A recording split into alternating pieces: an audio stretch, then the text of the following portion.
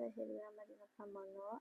Dalam video kali ini, aku ingin meneliti sebuah artikel yang berjudul Karakteristik dan Strategi Inovasi Pendidikan, di mana latar belakang dari artikel ini sendiri yaitu karena adanya kebutuhan pembaharuan dalam dunia pendidikan agar mampu mengikuti perkembangan zaman dan agar dapat meningkatkan kualitas pendidikan, di mana inti pembahasan karakteristik dalam artikel ini didasarkan pada teori difusi inovasi dari Everett and Roger, di mana teori ini membahas 5 hal yang mempengaruhi cepat atau lambatnya sebuah inovasi dapat diterima, yaitu pertama ada relative advance atau keuntungan relatif, kemudian kedua ada compatibility yaitu kesesuaian dengan nilai atau kebutuhan, ketiga ada complexity yaitu tingkat kerumitan, kemudian triality yaitu kemungkinan untuk diuji coba, dan yang terakhir observability yaitu hasilnya dapat dilihat secara nyata.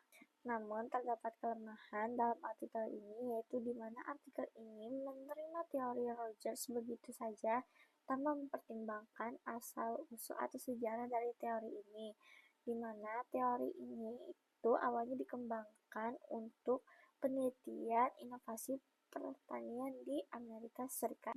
Di negara dengan budaya kolektif yang tinggi seperti Indonesia, kesesuaian nilai dan norma masyarakat atau compatibility itu kemungkinan lebih penting dibandingkan dengan keuntungan relatif atau relative advantage yang lebih bersifat individual.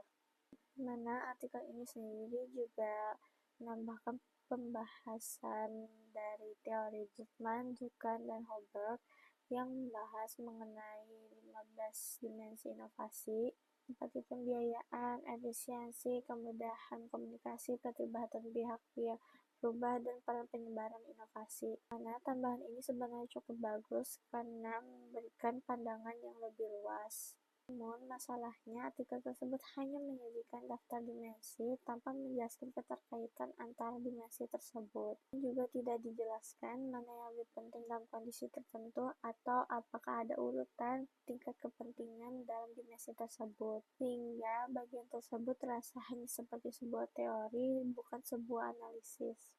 Bagian strategi inovasi merupakan bagian yang paling praktis dalam artikel ini, di mana ada 4 strategi yang dibahas, yaitu fasilitatif, pendidikan, rujukan, dan paksaan, di mana setiap strategi memiliki cara penerapan yang berbeda dan digunakan sesuai dengan kondisi tertentu. Strategi fasilitatif dilakukan dengan menyediakan fasilitas, sarana, atau dukungan yang dibutuhkan agar inovasi dapat berjalan. Strategi pendidikan dilakukan dengan memberikan pengetahuan dan informasi agar orang yang terlibat dapat memahami dan mengambil keputusan dengan baik.